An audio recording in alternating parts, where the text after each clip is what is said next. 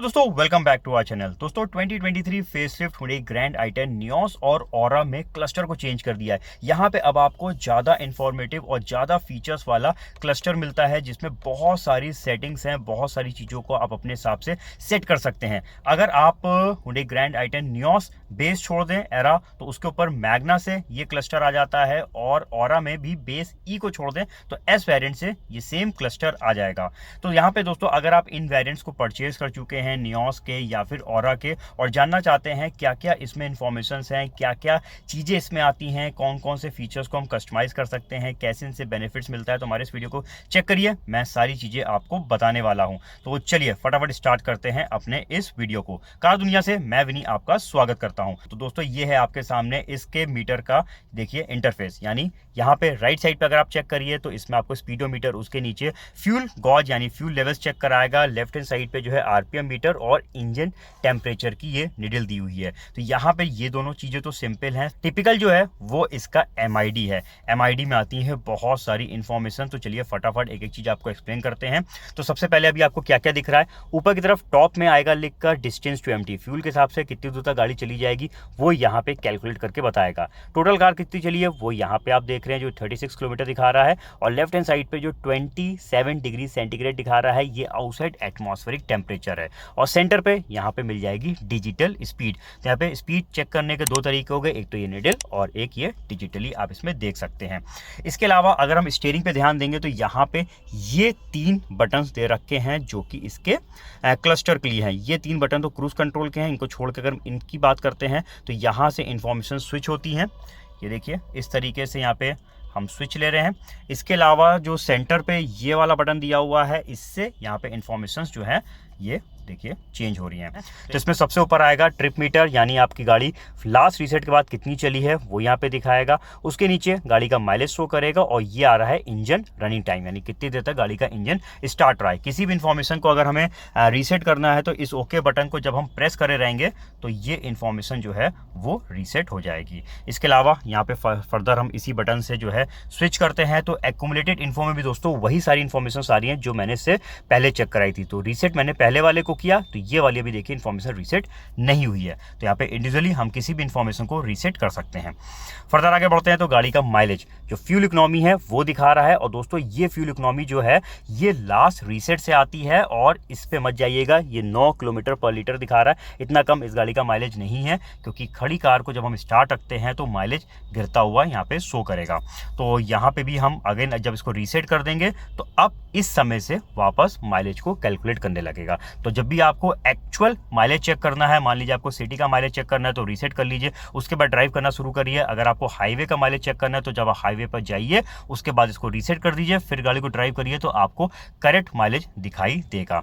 इसके अलावा यहाँ पे जो नीचे आप 0, 10, 20, 30 देख रहे हैं, ये इंस्टेंट माइलेज की फिगर्स हैं। इन्हीं को माइलेज को कैलकुलेट करके जो एवरेज निकल के आता है वो यहाँ पे ऊपर शो करता है। तो हमारे लिए मेन इंफॉर्मेशन ये ऊपर वाली है, यहाँ से आपको पता लग जाएगा गाड़ी क्या माइलेज दे रही है। इसके अलावा आगे बढ़ते तो वापस हम आ गए ये डिजिटल स्पीड पे। अब हम इस ऊपर वाले बटन से स्विच करते हैं इंफॉर्मेशन को, और ये देखते हैं तो ये आ गया टायर प्रेशर मॉनिटरिंग सिस्टम। जब हम गाड़ी को चलाएंगे तो यहाँ पे हर व्हील का प्रेशर दिखाएगा। तो एयर प्रेशर आप चेक कर सकते हैं गाड़ी को ड्राइव करते समय। ये नया फीचर इसमें आया है और बहुत ही अच्छा फीचर है। फर्दर हम बटन को प्रेस करेंगे तो ये देखिए यहाँ पे ये सेटिंग पार्ट पे चला गया, और यहाँ पे दोस्तों बहुत सारी चीज़ें, और सबसे ज़्यादा कन्फ्यूजन यहीं पे होता है कि ये सब क्या है। तो एक एक करके हम आपको बात करते हैं। तो देखिए सबसे ऊपर डोर है, अंदर जाने के लिए कुछ नहीं करना है, बस इसको हम ओके प्रेस कर देंगे उसी चीज़ पे रख के। तो ये देखिए ओके पे गया, और अंदर देखिए तो यहाँ पे डोर के अंदर 2 पार्ट दिखा रहा है, एक ऑटो लॉक और एक ऑटो अनलॉक। फर्दर ओके से अंदर जाएंगे तो ये देखिए यहाँ पे डिसेबल, यानी ऑटो लॉक का मतलब होता है जब हम गाड़ी को ड्राइव कर रहे हैं उस वक्त जो इसके डोर के लॉक्स हैं ये अपने आप बंद हो जाएं। तो अगर आपने इसको इनेबल करके रखा हुआ है तो इनेबल मतलब यहाँ पे देखिए नीचे की तरफ है एनेबल ऑन स्पीड, जैसे गाड़ी की स्पीड 20 क्रॉस करेगी इसके डोर्स अपने आप लॉक हो जाएंगे। अगर ये फीचर आप डिसेबल करना चाहते हैं तो उसको आप यहाँ पे डिसेबल कर सकते हैं। अच्छा फीचर है, इसको इनेबल करते हैं। वापस बैक जाएंगे, ऑटो अनलॉक लिखा हुआ है, यानी जब हम गाड़ी को ऑफ करेंगे, जैसे इग्निशन को ऑफ करेंगे तो डोर के लॉक अपने आप ओपन हो जाएं। तो ये फीचर अगर आप रखना चाहते हैं तो व्हीकल ऑफ पे इसको रखिए, और डिसेबल करना चाहते हैं तो यहाँ से आप डिसेबल कर सकते हैं। चलिए बैक जाते हैं, वापस अब यहाँ से बाहर निकलते हैं और बढ़ते हैं हम लाइट्स की तरफ। लाइट्स में भी देखिए यहाँ पे इल्यूमिनेशन लिखा हुआ है। ये क्या है, यहाँ पे जब हम इसको कम करेंगे तो देखिए अंदर की जो मीटर की लाइट की इंटेंसिटी है ये कम हो रही है, और जब इसको बढ़ा देंगे तो ये तेज़ हो रही है। तो अगर आप नाइट पे ड्राइव कर रहे हैं, अंधेरा है और आंखों पे ज़्यादा चमक पड़ रही है, तो आप इसको यहाँ से कम कर सकते हैं। फिर है वन टच टर्न इंडिकेटर। यहाँ पे लेन चेंज इंडिकेटर दिया हुआ है, तो इसको जब हम एक बार करेंगे तो इसके फ्लैशेस जो है ब्लिंक कर रहे हैं और ये अपने आप बंद हो जाते हैं।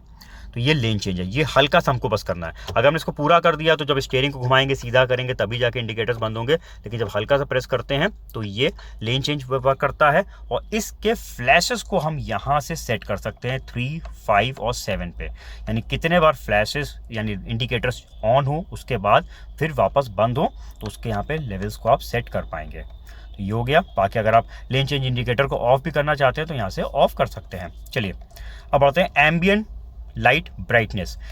इस गाड़ी पे दोस्तों देखिए नीचे की तरफ ब्लू रंग की यहाँ पे लाइट आप देख रहे हैं, इवन इस साइड पे भी ब्लू रंग की लाइट दी हुई है। तो एम्बियंट मूड लाइट्स जो हैं उसके लाइट के लेवल्स को हम यहाँ से कम ज़्यादा कर सकते हैं। अगर हम 1 लेवल पे कर देंगे तो ये देखिए लाइट कितनी हल्की हो गई, समझ में नहीं आ रही अब तो यहाँ पे लेवल्स मैं रखता हूँ, तो जब भी रखो तो कम से कम 4 पे रखो जिससे ज़्यादा दिखाई दे। तो ये हो गया। यहाँ पे लेवल्स को भी आप सेट कर सकते हैं। इवन आपको लगता है कि नहीं एम्बियंट मूड लाइट को मैं ऑफ ही कर दूँ, तो इसको आप यहाँ से ऑफ भी कर सकते हैं। तो ये एम्बियंट मूड लाइट के लेवल्स यहाँ से सेट होंगे। चलते हैं वापस बैक की तरफ, और ये देखिए दिखा रहा है हेडलाइट टाइम आउट। इसका मतलब क्या है, अगर ये टिक है तो अगर आपने हेडलाइट्स को ऑटो पे करके रखा हुआ है, इस वक्त अगर आप गाड़ी को लॉक करेंगे तो हेडलैम्प्स 30 सेकंड्स तक ऑन रहेंगे, इसके बाद ये ऑफ हो जाएंगे अपने आप। इसको एस्कॉर्ट फंक्शन भी बोलते हैं और फॉलो मी होम लाइट्स भी कहते हैं। तो इसको भी वापस टिक करके रखता हूँ। इसके अलावा और चीज़ें देखते हैं, ये तो मैं दिखा चुका हूँ। हेडलाइट के बाद ये वापस ऊपर बैक पे जा रहा है। चलिए अब एक और चीज़ बढ़ते हैं, सर्विस इंटरवल्स। यहाँ से हम इस गाड़ी के सर्विस इंटरवल्स को सेट कर सकते हैं, जिससे जब भी हमारी गाड़ी की सर्विस ड्यू हो तो उसके बाद ये हमें इंडिकेट कर दे। कोई भी लेवल्स, जैसे भी आप मान लीजिए आपकी गाड़ी की सर्विस 10,000 किलोमीटर 1 साल पे होनी है, तो यहाँ पे आप उस हिसाब से इसको सेट कर लीजिए। जो भी फिगर रखनी है, हालांकि भी तो 1000 पे मैंने सेट कर दिया, और यहाँ पे सेव कर दीजिए। तो जैसे ही ये फिगर्स क्रॉस होंगी अपने आप यहाँ पे रिमाइंडर शो करने लगेगा। तो सर्विस इंटरवल्स भी आप यहाँ से सेट कर सकते हैं। इवन आप इसको रीसेट भी करना चाहें तो कर सकते हैं। इसके बाद अदर फीचर्स में देखते हैं, तो यहाँ पे देखिए फ्यूल इकोनॉमी ऑटो रीसेट दिखा रहा है। यानी जो मैंने आपको पीछे अभी फ्यूल इकोनॉमी गाड़ी का माइलेज दिखाया था, उसको हमने मैनुअली ओके से रीसेट किया था। आप इसको चाहे तो ऑटो मोड पे सेट भी कर सकते हैं, यानी आफ्टर रिफ्यूलिंग पे जब भी हम इस गाड़ी पे पेट्रोल भराते हैं उस वक्त ये अपने आप रीसेट हो जाए, या फिर आफ्टर व्हीकल ऑन, यानी जब हम गाड़ी को वापस से स्टार्ट करेंगे तो ये रीसेट हो जाए। तो ये आपके ऊपर है, आप कैसे इसको सेट रखना चाहते हैं। इसके बाद फ्यूल इकोनॉमी यूनिट्स की बात करते हैं, तो किलोमीटर पर लीटर। नॉर्मली दोस्तों हम लोग की हैबिट जो होती है माइलेज देखने की, वो किलोमीटर पर लीटर की होती है कि गाड़ी 15 का माइलेज दे रही है, 20 का माइलेज दे रही है, तो वो किलोमीटर पर लीटर की फिगर्स है। फिर भी अगर आप किसी वजह से लीटर्स पर 100 किलोमीटर, यानी कितने लीटर लगे 100 किलोमीटर गाड़ी चलने में, उसमें देखना चाहते हैं, तो आप यहाँ से उसको चेंज कर सकते हैं। तो हमारी तो हैबिट किलोमीटर पर लीटर की है, तो मैंने इसको वापस इस पे सेट कर दिया। चलिए अब बढ़ते हैं वापस टेम्परेचर यूनिट की तरफ। तो यहाँ पे देखिए सेंटीग्रेड और फ़ारेनहाइट। ये जब हम इसको फ़ारेनहाइट पे कर देंगे तो यहाँ पे ये देखिए आउटसाइड एटमॉस्फेयर टेम्परेचर जो है वो फ़ारेनहाइट पे आ गया। इवन अगर हम ऑटोमेटिक एसी को देखेंगे तो दोस्तों इसका भी टेम्परेचर यहाँ पे फ़ारेनहाइट पे चला जाएगा। तो ये दोनों टेम्परेचर्स को चेंज कर देता है जब हम इसको यहाँ से सेट कर देते हैं। तो ये भी आपके ऊपर है, आप जिसमें कंफर्टेबल है उसमें रख सकते हैं। मैं इसमें कंफर्टेबल हूँ तो उसको मैं वापस कर देता हूँ। टायर प्रेशर जो हमने आपको दिखाया था, जब आप गाड़ी को ड्राइव करते हैं तो यहाँ पे टायर प्रेशर मॉनिटरिंग सिस्टम लगा हुआ है, सारे व्हील्स का प्रेशर दिखाता है। तो उसमें भी यहाँ पे 3 प्रकार की यूनिट्स हैं, PSI फॉर्मेट, KPA और बार। अब एक नॉर्मल टर्म्स की बात करते हैं कि एयर प्रेशर 33 होना चाहिए, 35 होना चाहिए, तो वो दोस्तों PSI फॉर्मेट का होता है। KPA और बार की नॉर्मली हम लोग की हैबिट नहीं होती है, स्टिल अगर आपकी है तो यहाँ से उसको आप चेंज कर सकते हैं। चलिए ये हो गया इधर, अदर फीचर्स में मैंने आपको बता दिया। बैक करते हैं। लैंग्वेज सिर्फ 2 ही हैं, इंग्लिश और कोरियन। हिंदी दोस्तों यहाँ पे ऑप्शन नहीं दे रखा है। रीसेट, अगर जितनी भी मैंने सेटिंग्स छेड़ी है इन सबको आप वापस रीसेट करना चाहते हैं तो यहाँ पे सेटिंग जो है सब कुछ रीसेट हो जाएगी, जैसे फैक्ट्री से आती है वैसे ही आ जाएगी।